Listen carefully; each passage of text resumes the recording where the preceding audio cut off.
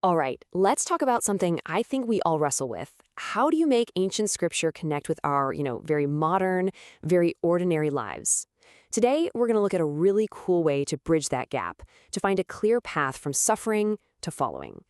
A lot of us feel this disconnect. We try to engage with our faith, but sometimes those ancient words just don't seem to speak directly to our daily grind, to our commute, our jobs, our family life. And that's a really common spiritual hurdle. Let me just ask you straight up. Have you ever been sitting with the daily readings and thought, wow, this feels a little abstract? Like maybe it was super relevant 2,000 years ago, but what about for my life right here, right now? Well, what if there was a way to fix that?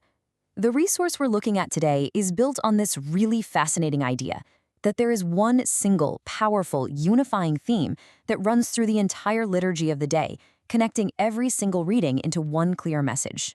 It's called Daily Mass Insights, and it's basically designed to hand you a key, a unified reflection that unlocks a deeper, much more personal meaning in the sacred liturgy every single day. And here's the real game changer. Instead of hearing, say, three separate and kind of unrelated passages, this approach helps you see one cohesive spiritual lesson. It totally transforms the experience from just listening to scripture into receiving a direct, personal message for your day. Okay, so to see how this actually works, let's check out a real-world example from the Monday of the first week in Ordinary Time.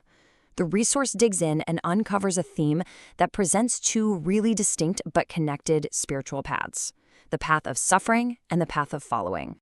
And get this, here is the powerful theme it pulls out, the one single thread tying everything together.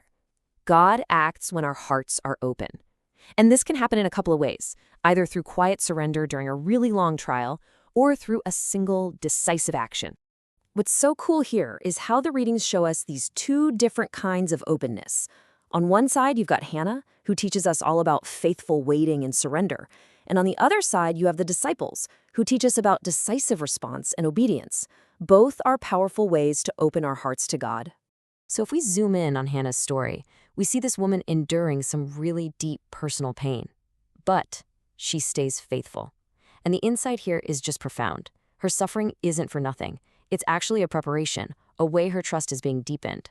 So God's silence, in this light, isn't absence, it's active formation. And then, bam, the liturgy just shifts gears dramatically. We hear the very first words Jesus speaks in the Gospel of Mark. And this isn't just a friendly suggestion, it's a mission statement. It's the foundational call that sets the stage for everything that's about to happen.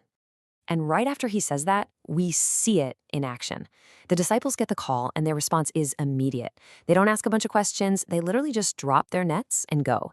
This illustrates a key spiritual truth so brilliantly. Grace calls us first, often way before we fully understand what's happening. The kingdom moves forward through this kind of decisive, obedient heart. Okay, so we've got this really powerful insight from the readings. But the big question is, right? How do we actually apply it to our own lives? This is where this resource gets incredibly practical and shifts from just explaining things to giving us what it calls a toolkit for holiness. And the toolkit is this super clear 4-step process. First, you get the unified message, which we just talked about. Then you ground it in the context of the church. Third, you find the personal invitation for you within that message. And finally, you're prompted to take just one small, concrete step. It makes spiritual growth feel, actually achievable. And that context piece is so important. The resource links the day's theme right back to the Catechism, showing how perseverance in prayer, just like Hannah's, is a core teaching of the Church. It also reminds us that, hey, this is what ordinary time is all about, that steady, daily work of discipleship. But to make this even more real, even more tangible, the resource gives us a real-world model.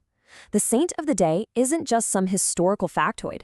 They're presented as a living, breathing example of someone who actually lived out the day's spiritual lesson. And for this particular day, the saint is Alred of Riavolx. This is just perfect because it shows the whole synthesis. Look at this. He lived out all parts of the day's message.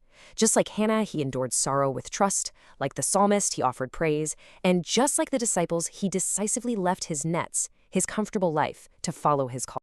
So all of this brings us to the final and I think maybe the most important part of the whole process. After you understand the message and you see it lived out, the focus turns inward.